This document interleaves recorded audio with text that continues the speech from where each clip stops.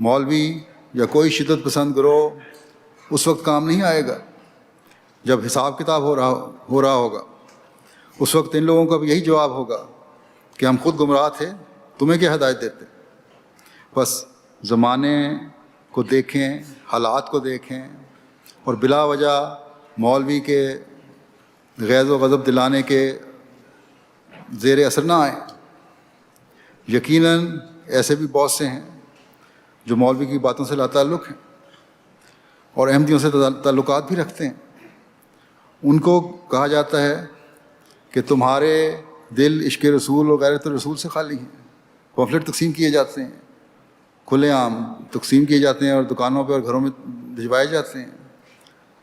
حالانکہ ان لوگوں کا یہ شریفانہ یا لا تعلقانہ رویہ باوجود مولوی کے غیرت دلانے کے اس لیے ہے کہ وہ مسلمان ہو کر پھر درندگی دکھانا نہیں چاہتے، وہ انسانی قدروں کو پامال کرنا نہیں چاہتے، وہ ناموس رسالت کے نام پر جھوٹی غیرت دکھا کر رحمت للعالمین کو بدنام نہیں کرنا چاہتے.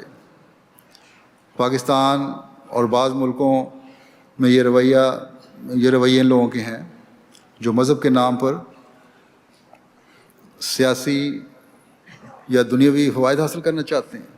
ان کا کوئی تعلق حب رسول سے نہیں ہے بلکہ ان کے اپنے سیاسی مفادات ہیں، اور ان سے ان کی بات ماننا، ان سے سننا اپنی دنیا و آخرت خراب کرنے کے مترادف ہے.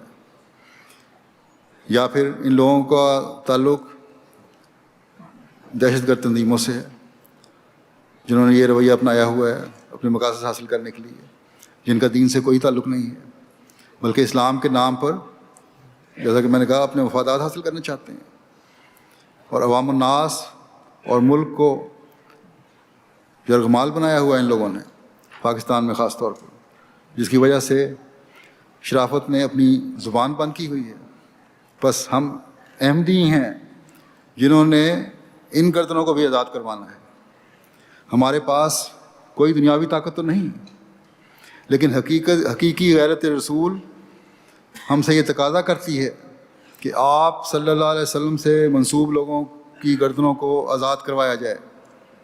اس لیے ہم اس رسول صلی اللہ علیہ وسلم کے واسطے سے خدا تعالیٰ کے حضور جھکتے ہوئے یہ دعا کرتے ہیں کہ اللہ تعالیٰ اس محسن انسانیت کے صدقے آپ کی طرف منسوب ہونے والوں کو تباہ ہونے سے بچا لے.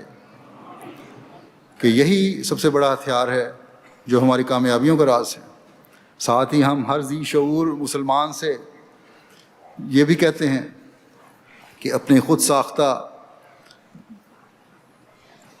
یا خوف کے زیر اثر گونگے پن کو زبان دو. خدا کا خوف اپنے اندر پیدا کرو، نہ کہ دنیا والوں کا.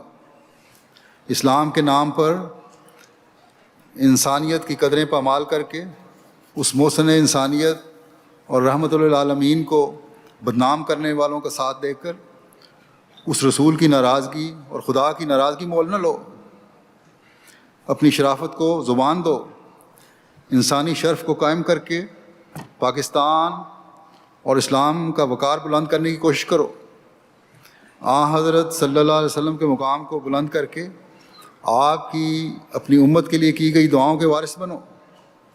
اپنی حالتوں کو دیکھو اور غور کرو کہ باوجود اسلام اور رسول کی غیرت کے اس اظہار کے جو تم اب تک کرتے رہے ہو یا کر رہے ہو، بدنامی اور ناکامی کے علاوہ کچھ بھی حاصل نہیں کر رہے، نہ کر سکے.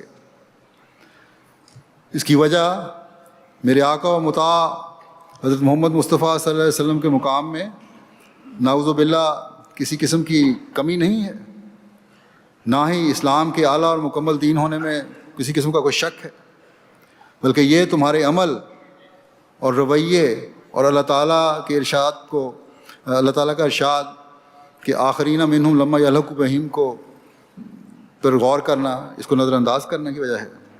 بس سوچو اور غور کرو، اللہ تعالیٰ تمہیں عقل دے. جہاں تک ہم احمدیوں کا سوال ہے، جیسا کہ میں نے پہلے بھی کہا ہے کہ ہم خدا کو حاضر ناظر جان کر یہ کہتے ہیں کہ ہم غیرت رسول اور ناموس رسول کے لیے اپنی جانیں قربان کرنا جانتے ہیں اور کرتے ہیں اور کرتے رہیں گے۔